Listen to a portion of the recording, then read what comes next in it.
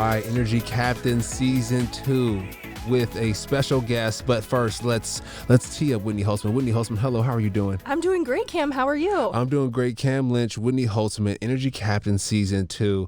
It's great to be here. It's great to lay our thoughts down, lay our ideas down on a track. I love it. Absolutely. And this is, as we talked about in the previous episode, a whole new chapter in your life and something that's super exciting that we've been very passionate about and been grateful for in this chapter is working with Happy Feet Plus and Kinko's. And we're so excited to have Matt LaBarge here today, who is our point man, our contact, our everyday BFF over at Happy Feet Plus. And I'm also appreciative for him because when we started today, you did not have shoes on. And but because of Matt, you then put shoes on so that, because we're in this podcast studio, I'm grateful that he could make that happen so that you weren't here in your socks while we recorded this episode. Yeah, I had my Kinko's on. My Kinko's just sitting by my feet, and we're going to post that up pretty soon here. But Matt LaBarge, much love. Can we get a hand clap for Matt? Hey, Matt LaBarge, Kinko, Happy Feet Plus. Welcome. Thank you very much. Thanks, guys. It's an honor to be here. It really is. Matt, there's been so many things that me getting to work with Cam have brightened my world and my life so much. I've gotten to meet the most amazing people and have the best experiences. Like, there's a reason Cam is just about half my book. And one of those people that I feel like is family, that I've been able to meet through Cam is you. So, I'm very grateful for Cam and because of him for you as well. It's like neither of us remember life without you. We're very lucky to get to work with you on a regular basis. Thank you. Well, no, and I have to say too, this is an honor for me. Like I've listened to a bunch of other episodes of the podcast, and I'm listening, and I'm like, wow. So they've got the social media director from the Lightning on, and they've got Eric Dungy's on, and they've got all these sports agents. I'm like, okay, and here comes me. And I'm like, those were all warming up to you. Oh yeah, I feel like the new kid in class are like, hey guys, hi. I know all those other guests are like, well, now they have Matt on, so they must have been just kind of amateur hour with us. So I think they're all looking up to you. You more than belong. Don't get the imposter syndrome because you more than belong. I mean, the things when I met you at first, we had some smoothies. Whitney and I, and you had some smoothies, and I was like, man. If Matt can sit down and have smoothies with us, and Whitney, when you and I met, what did we have there? I ate a whole pizza. Cam ate nothing. Yeah, you told me about that. Yep, a whole pizza. I still can't get over the fact that you downed an entire pizza. Well, why didn't Cam have a little to make me feel like I wasn't eating so much? I thought we were going to share it, but I had salad or something like that. Yeah, he had a salad. He had some dainty whatever dish, and I thought, I'll get this, and we'll each have a little. I was trying to be generous, but I ate the whole thing. Now that I'm retired, I'll eat the whole pizza with you, Whitney, and drink some more smoothies with you, Matt. I feel like I'm only getting like half this story. Like, was it one of those little personal pizza? Or was it was a flat. Full-on? No, it wasn't like an 18-inch Domino's pizza. Okay. To be clear, it's not like I ordered and was like, I'm just gonna down this whole thing.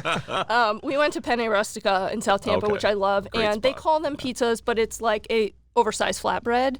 But so I got it because I was like, this is a good sharing dish. Like, I'm meeting Cam for the first time. We'll just each have a little. I was trying to be generous so that he could have some too, but he didn't touch it. So I ended up eating the whole thing. It was just it didn't go how I knew immediately we needed to work together. So when we drank smoothies with you, I was like, yep, Matt's a cool guy. And I don't know if you got this honor as well. So I said, well, what about the pizza made you want to work with me? And he's like, oh, it reminded me of like the 300-pound guys in the locker room that keep the toilet seat warm. And I was like, oh, so proud of all I've accomplished. That's probably the nicest thing you could have said in that moment, I think. Yeah, I mean, those guys, they down these pizzas with no remorse. And I was like, I met Whitney, she downed it with no remorse. I'm like, oh, okay, I've seen this before. I know who you are. Familiar. I know who you are. These guys keep the toilet seat very warm. So. And Cam, I don't know if I've ever told you this story, but it's in the book. When I was in 4th grade, my mom sent my brother and I to a manners class. She thought, this 2-hour program, it'll be good, learn tableware. And I came home hysterically crying. And she's like, what could have been so bad about, just a couple-hour manners class? And I said, they told me that it was not polite to ask for seconds on a date. And I was devastated. I'm like, why would I leave a meal hungry? I couldn't wrap my head around it. I was like, my whole world was crushed. Yeah, that's kind of hilarious. And she took you to a cooking class for your birthday, and you were crushed. I got sentenced to a cooking class. Oh, yeah. See, I think it's impolite to not clean your plate on a date. Right. Just Thank you. Eat the whole thing, because there's always that awkward moment, like if you're out on a date and the food is sort of, it's not the best thing you've ever had. And then, the person you're sitting across from, you kind of, you both know that it's not that great. You're like, no, I'm just going to go for it. I'm just going to finish this anyway. And Matt, when we first had those smoothies, you told us that weekend, because we met on a Friday, you were making a homemade birthday cake, which, came out okay, right? Yeah, I mean, it was... When you to make a better cake, Whitney? Is that... No. No, I keep looking at that picture that I sent you guys that weekend, and I'm kind of like, I wonder what they thought of me after they got that picture, because it is like, I wish we could somehow show that right now, because it looks like it's kind of straight out of a horror movie.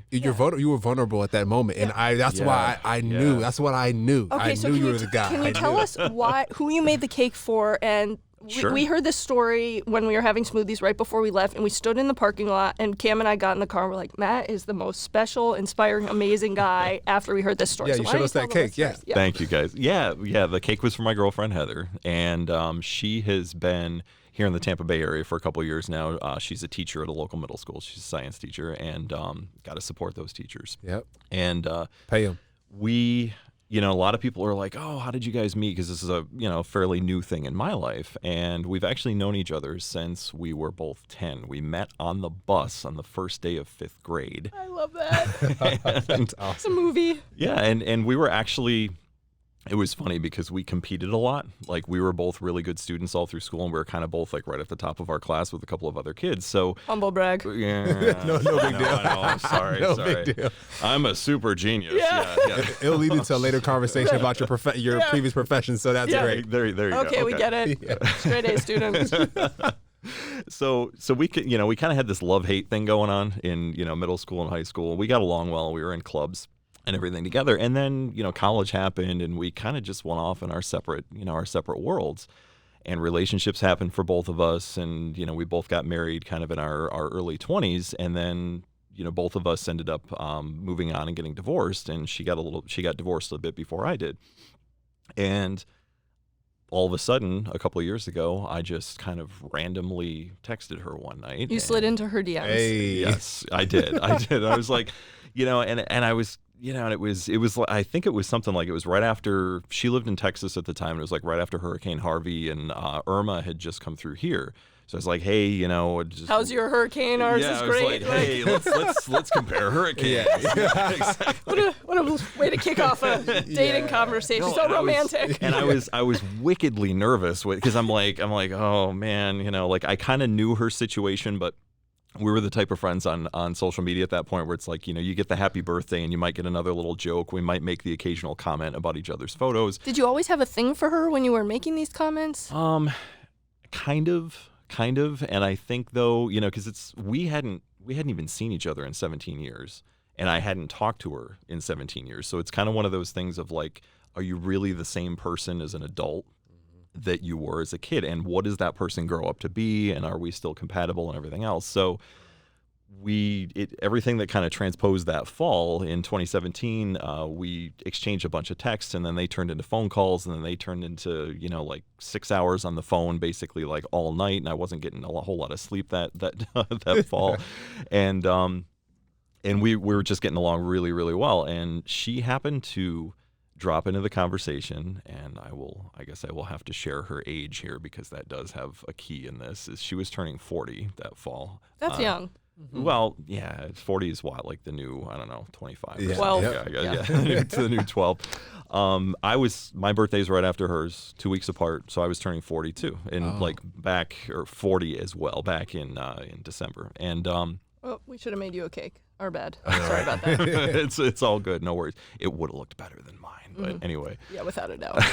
Whitney probably would have got it from Publix, and I would have been like, yeah, here's money to get some Yeah, as I well. would have done an We'll pitch amazing in. job picking it up. Yeah. That's outstanding. I Thank can you, slave guys. over a hot phone. Yeah. I'm feeling this love right now. It's Yeah. excellent. So and we were just talking this one day, and she's like, yeah, I really wanted to go to Vegas for my birthday. I wanted to do something because it's a big birthday, and and she's like, yeah, but the money thing's not really good right now, so I don't think I can really go to Vegas. And at the moment, I just pulled out a map and I said, all right, I'm in Tampa Bay. She was in San Antonio at the time, and I said, okay, well, halfway in between is like Gulfport, Biloxi, Mississippi. I said, cool area. I've never been there. She'd never been there. And I said, so how about we just meet in like Gulfport for your birthday? Ah, romantic. You're romantic. Hadn't seen each other in 17 years. And I just remember, like, I got there before she did, and it was kind of at night, and it was like this cold, like snowy night, and I'm Florida and she's Texas, and we're both freezing.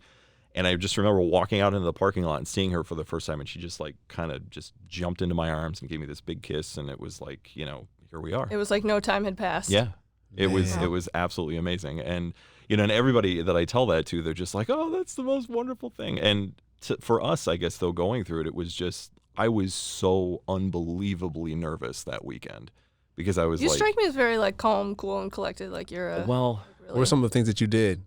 Like nerves, like what were your nerves? Like what did you do? It was like, I mean, I remember sitting at dinner with her that night because it was like we met, and that night when we both got to Gulfport, it was her birthday. It was her 40th birthday.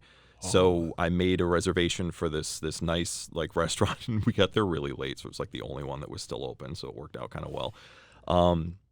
And we just went and sat down and had dinner, and it was the weirdest like we wanted to kind of tell people immediately. So of course, we both start taking pictures and posting on social media like, hey guys, look at us, and like we're here.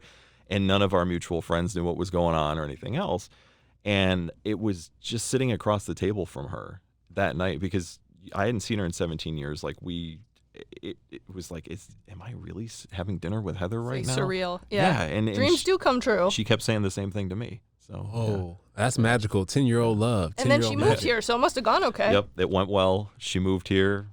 All is well. The rest is history. Wow. As they So say. what's she up to now? What's she doing? She is a 7th and 8th grade biology teacher up at Buchanan Middle School, and so she gets to work with some really fun kids, and she loves it. And that's one of the things.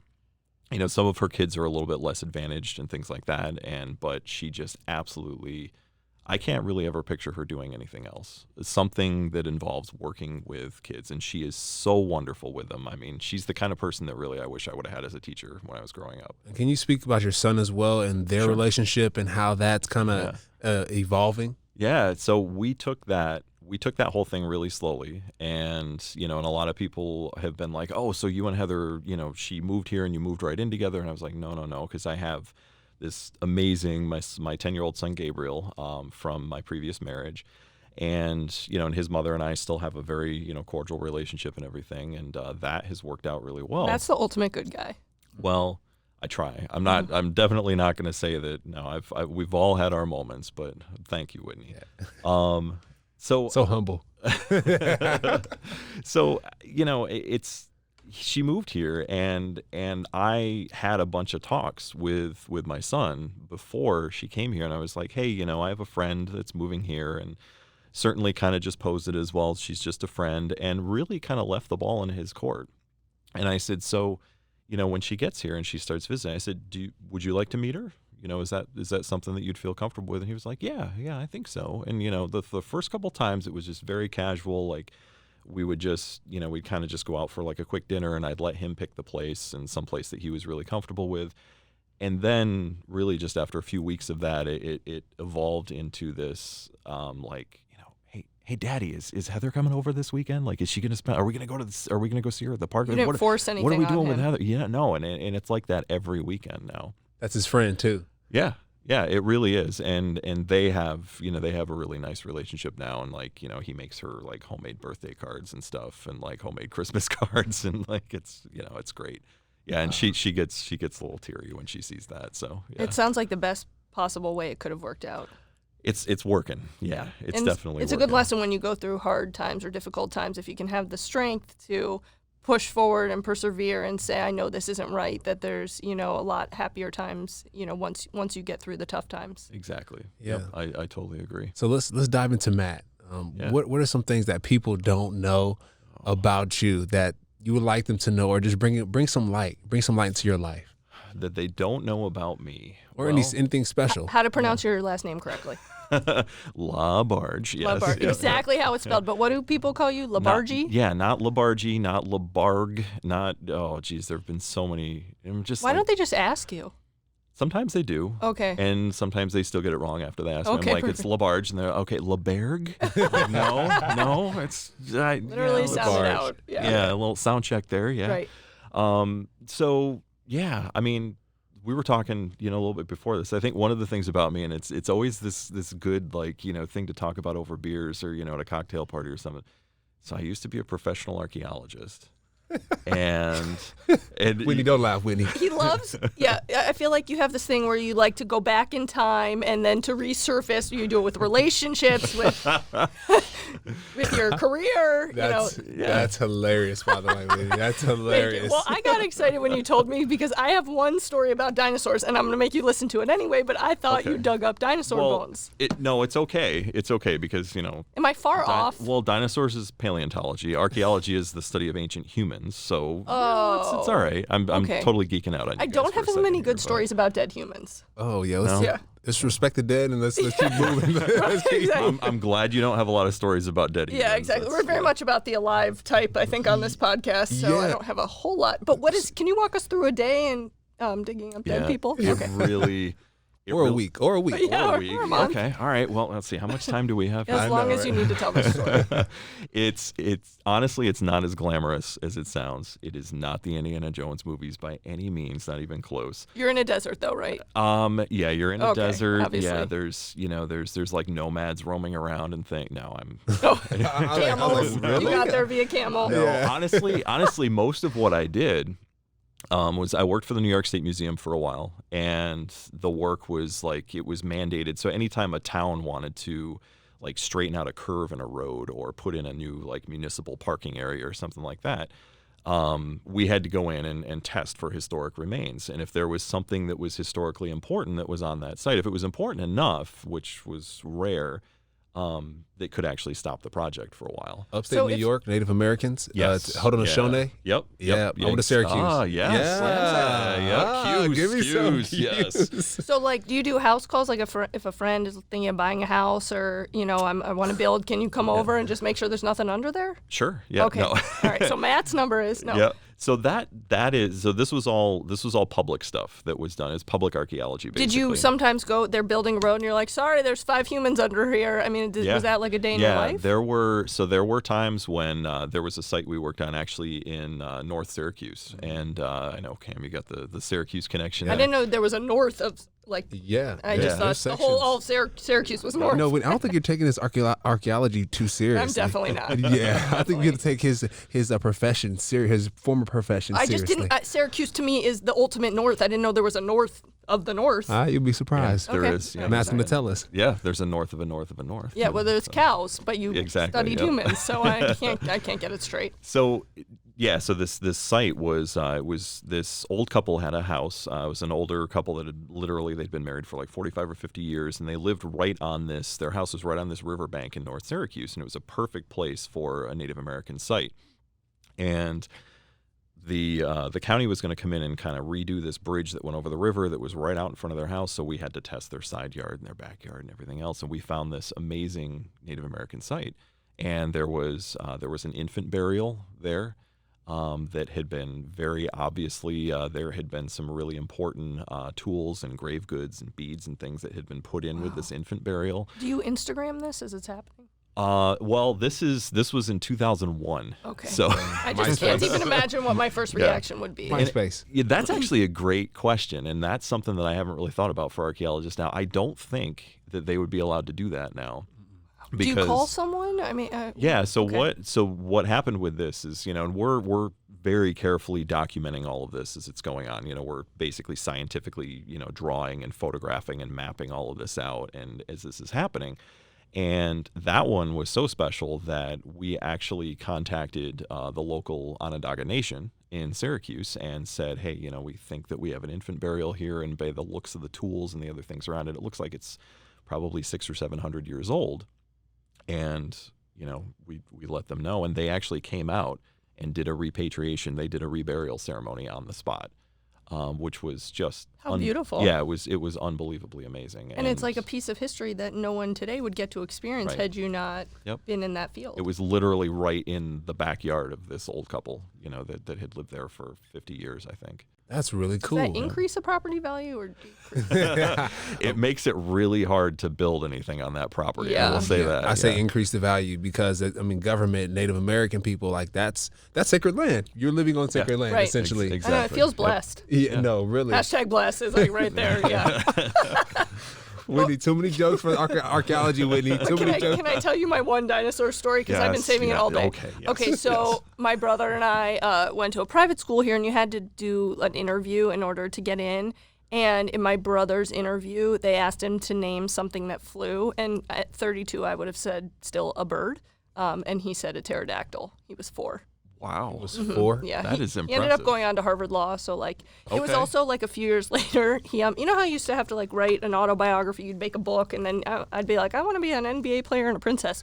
Well, his said he really liked to read about the Peloponnesian War of 440 AD, but he liked to put his own spin on it. So I don't know. Maybe you guys can have some conversations about. That kind of sounds like my son. That's, Really? That's pretty funny. That's Oh. hilarious. Well, he's really into history. I don't think he's into the Peloponnesian War, Okay. but you know, I mean, I know a lot of kids are these days. and Yeah, it's everything, really but hot topic. it's I think it's trending. Yeah, Over TikTok. hashtag Peloponnesian War. Yeah, over TikTok. That's what they're doing dances about on TikTok. Peloponnesian or TikTok? Which Yeah, one? they're reenacting it. Yeah. But no, it's like my son is super into sports history, particularly baseball. He's getting to know football really well now. And when he first started playing Little League, he was 8, and the coaches, the very first practice, they're going around and they're like, okay, hey, you know, Brady over here, what's your favorite team? Oh, I like the Rays. They get to my son, and my son's like, well, my favorite team is the Cleveland Spiders, and the coaches were like, wait, what? Well, and he was like, oh no, so they existed in the 1890s, and that's who Cy Young played for. Like that was his team, you know, the guy the Cy Young Award's named after, and he just starts going off. Wow. And the They coaches probably had no idea. and they were like, Yeah. Just schooled him. yeah, and it was just, there was another one where about a year later, the coaches were telling him that. Telling a story about Jim Abbott, who, you know, pitched for the Yankees, and he pitched with one hand. He was missing his right hand, and the coach said, "Oh yeah, he was the only player to ever make it to the major leagues with one hand." And my son raised his hand. He's like, "Actually, that's not true. There was somebody during World War II named Pete Gray that played in the league and with half an arm." And How does he know that? How old is he? 10? He has memorized the Ken Burns documentary on baseball, the PBS doc. He's memorized the whole thing. I think that Yes, you it should is write time. like a children's book about your career path and, you know, all that you overcame. And I think Gabriel should write it, like interview you and write the book Yeah. and like be your historian. No, really, he's going to be a great broadcaster, a sports broadcaster. That, I mean, already that'd be awesome. I want to say do that when you grow up because Michelle Obama said it. You don't ask a kid what they want to be when they grow up because it always changes. But a broadcaster is in his future. I can see that. It's hilarious. That's exactly what he wants to be. Oh. Somebody asked him the Can other we have day. him on the podcast? Yeah. Sure. Okay, Yeah. perfect. That'd be great. That's hilarious. Okay, so so a professional archaeologist, your son's a broadcaster. How did Happy Feet Plus and Kinko come about and just this whole mixture? So how did this come to be? Yes. Well, the life of an archaeologist, particularly one with a bachelor's degree, which is what I was in the early 2000s, is not always that comfortable and not always that it's exciting, as I was saying. So I was at that point where the woman that I was with at the time, basically, I was traveling all over the place. The jobs were 2 months here, 3 months there. I worked in Virginia on historic sites and, worked in upstate New York, but I was gone for weeks at a time. And she finally sat me down and she was like, all right, if this relationship is going to work, you got to figure something else out. And I said, okay, well, fair enough. So I'd always been really into the outdoors. I actually taught a little bit in the outdoor ed program at Syracuse, of all Nice. places, and Nice. we were living there at the time, and that was a lot of fun. What would you have Cam do? Like, would he be doing push-ups now? Would he be doing Cam- pull-ups? Cam, I think we would probably take Cam ice climbing, most likely. Yeah. Oh, that's cool. Yeah, you literally have an axe in both hands. You have crampons on your boots, and you wear these really stiff boots.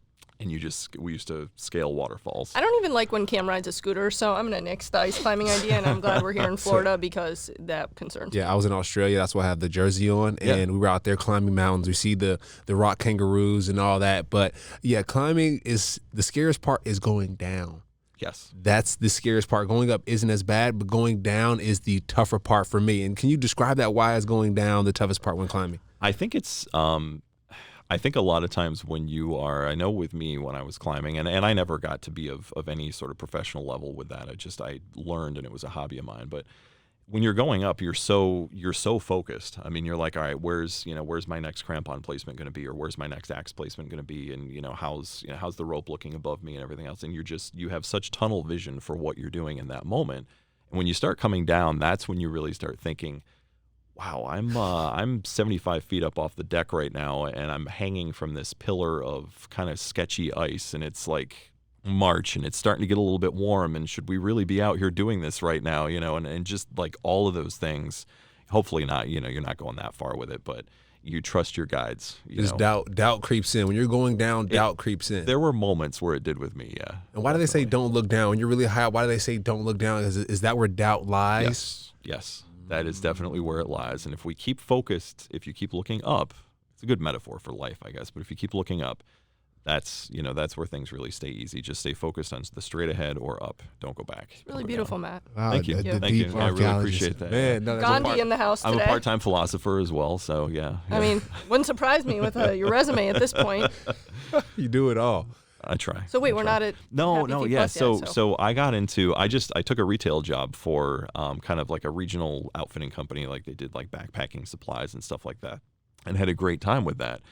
And it was kind of one of those things where I said, okay, and I'm going to do this for a year or two, and I'm going to see how this goes. And then it just went, and it turned into my family and I moved down here about 7 years ago to the Tampa area, and I was kind of to be closer to extended family. And I discovered Happy Feet Plus, and I had worked a lot with shoes. I had worked with a podorthist and made custom orthotics for people at this place that I ran in Vermont. I had done all these things, and I met with the folks from Happy Feet, and I still remember going in on the first day, and I was like, I wanted to work for a kind of a smaller to medium-sized independent business in a place that was really deeply invested in the community, and something that I felt like I could really sink my teeth into. I was coming from this job that I'd had in Vermont, running this wonderful little like local outfitting store in this great resort town where like everybody knew who you were, and we had all these regular customers. We actually had a lot of celebrities come in too, which was really fun, and it just felt like a home. It felt like a community.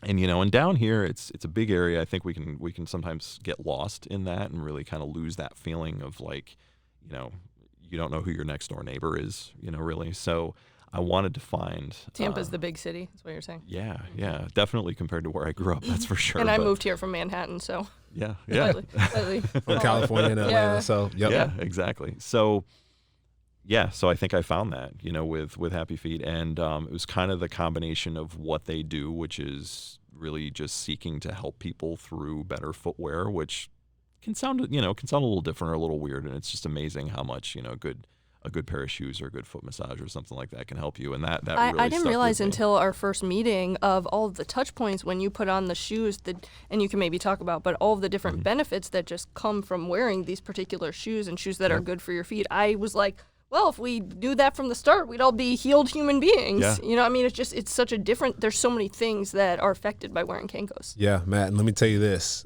I mean, these are worn out. If you can look at it, if you can tell. Those are looking kind of worn. I'm impressed. They're worn out. And mind you, these are from a fresh box from like 3 weeks ago. I took these to Australia with me. Nice. And I do not go anywhere without them. I have them. I keep them in my car. Nice. It's real talk now. Can you talk about, like, both of you, some of the benefits you've experienced personally and, from the brand side? Yeah. So really, for us, it's about two things. It's about massaging the foot and increasing blood flow in the foot, and it's about providing constant support for the foot. So that Kenko footbed was developed over the course of the last 50 years. They were first developed in Japan in the 60s, and we've kind of further developed them since then. Supporting every arch in the foot is going to keep your body totally in a nice neutral alignment. I had plantar fasciitis when we first moved here about 7 years ago, and I have it too. You were telling me that you'd had it, and it's like it just feels like you're walking on broken glass, doesn't it? Yep, it hurts. Yeah, I mean, I probably put on about 25 or 30 pounds when I had it, because literally for a few months I couldn't do anything. I stopped running and walking and, just all the exercise. So that was part of the reason why I found Happy Feet was these things and was Kenko's. And, I was a total skeptic at first. I'd never worked with anything like this. I was like, this is just another one of those those harebrained things. And I put them on and started wearing them, keeping my feet up off of the hardwood floors and just hard surfaces around the house during the day. It's painful with plantar fasciitis. Yeah. And it just made all the difference. I'm not going to say like, ooh, I was cured instantly, but literally over the course of a couple weeks and then improving the other shoes that I was wearing, like my athletic shoes and things, it was gone within probably 2.5 or 3 weeks. Wow. Yeah. And so I had plantar fasciitis in college. So playing football, I felt like I broke my toe. So when I would blitz, right, when I would rush the quarterback, I would rush with my foot facing forward. Once I hurt my toe and got plantar fasciitis, I would blitz the quarterback sideways off my pretty much the insole, right, or the inside of my foot. And so these shoes, I think, can be beneficial, especially for athletes doing stuff like that, blitzing a quarterback or jumping or running or anybody moving. These are awesome. And Matt, one thing that I have to say to you is, of course, with Happy Feet Plus, with Kinko, right, we're going to push this brand. We're going to move it forward. I've been getting complaints from the women in my life.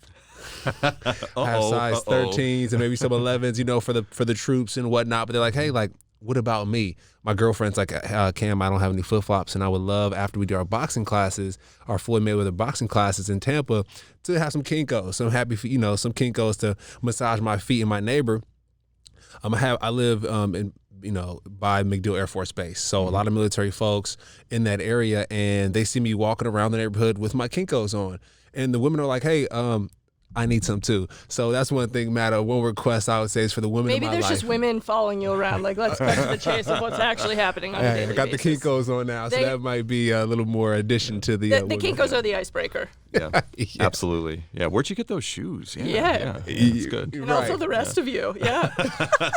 So my girlfriend has to chase them off. They actually, it was crazy. In Publix, I was wearing my Kinkos, by the way, but we were in Publix the other day, and we went shopping on this past Sunday, grocery shopping, and I told the lady, like, hey, like, your hair looks really nice, by the way. Like, it's really nice. Older lady, and her hair was a little bit gray, but it was nice. And I had my Kinkos on, and my girlfriend was like, hey, like, I had to come over here and stop you from talking to this lady. And it might have been the Kinkos, Matt. It might have been the Kinkos. Yep. So Kinkos will also make you more likely to talk to the opposite sex. But no.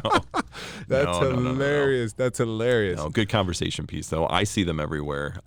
It's funny that you're bringing this up, actually. So I wrote a blog for us about a year ago. We had a customer come into one of our stores, and he had to say this a couple times to the staff because they didn't believe him. So I'm gonna add a disclaimer here. We do not recommend doing this. So this gentleman goes out and hikes the Appalachian Trail in his Kinkos. So Stop. I don't recommend hiking the Appalachian Trail in sandals, period. But I don't recommend doing it in Kinkos. And the staff was like, okay, so wait, you go out on the trail and you hike and then you take them off when you get to camp at night, right? And you just use the Kinkos as like your around camp shoe. And he said, no, I actually walk in my Kinkos. And he sent us pics, and if you go to happyfeet.com/blog on our blog, there's actually an article that I wrote about it. And the guy's amazing, and his wife is amazing, and the story is fantastic. So they're doing the Appalachian Trail little sections at a time, and he's doing it in his Kinkos. And I think what we learned today is, like, the shoes are kind of like Hitch. Like, when you put them on, you're pretty much whoever you're interested in dating is just going to come to you like one of those lights, bug lights, where they're just attracted to you once you have the shoes on. So you obviously need to go out and buy them immediately to make sure that you can find love. I found success. Yeah. And I will say, Matt, the only thing, since we all started working together, is that now Cam takes off his shoes a lot and also puts them on the table. So I don't know if you have any best practices moving forward, but it's been a struggle. Yeah. And so we're just trying to figure out how to make it all work. There's a set of bylaws that we're working on right now for Kenko wearers. We're working with like the Florida legislature on getting it turned into law. We should call them Cam and Cants. Cam. Oh, I like it. Wow. That's why she's amazing. So Whitney talented, Holtzman, ladies and gentlemen. Yeah, but so the Kinkos, Happy Feet Plus, they've changed my life. Like I said, I was in Australia with them. in the sand, and they have been awesome. I wear them everywhere. At first, I was like, man, like, you know, I was like, oh, they're kind of bulky. I don't know. But then I started wearing them. I'm like, who cares? Like, they're awesome. They make my feet feel great. I love them. So, like I said, I don't go anywhere without them. And Cam and I always kind of have a rule that anyone that we work with or partner with has to feel like family. And I think we've both fallen so in love with the shoes and the brand because of the amazing people that are in your organization. They set the bar for everyone else, and it felt like family from the bat, and has continued to feel that way. And every interaction has been so wonderful and pleasant and exciting. It's just been the easiest experience of working together, and we love it because you guys have the most wonderful people in your organization, which, you know, usually success follows. But I've just never seen such a top tier organization of people. Thank you. Agreed. Yeah, Matt, like I said, we drank smoothies together, and I knew we were going to be working together for a long time after that. And I'm such a groupie now. I was in Ellenton, Sarasota this past weekend, and we stopped at the outlets on the way home, and my whole family was like, there's a Happy Feet Plus store. Oh my gosh, Kanko's. Like, it's just become contagious now because we've loved the experience so much and working with you guys, and then we've told everyone in our worlds, and now everyone else is on board, so we've started a cult. Yeah. Okay. Yeah, that's so perfect. hopefully do we call it a cult? I mean, is that? Oh, what do we they should call it Happy Feet Plus family. What do the kids call it these days? What's like the I mean, I guess I don't know. squad? A Can we call it a yeah, squad? Happy Feet Plus Yeah, squad. Okay. it sounds better than a cult. Yeah, okay. So, yeah. Yeah, so, you know, Matt LaBarge, thank you for coming on to Energy Captains, telling your story, right? You're a cool archaeologist. The coolest. The coolest. Now that I know what that is. Yeah, a cool dad, a cool partner. I mean, just hearing your story, learning more about you, it's been a pleasure, and I'm looking forward to having more Happy Feet. Thank you, guys. Matt, we love you. It's for been life. an honor. And we're going to have your guys. son on soon. Yeah. Awesome. Why not? He will. Yeah, that'll be interesting. That'd be really cool. Okay, Matt LaBarge, Energy Captains Season 2, Whitney Holtzman and Cam Lynch. We are out.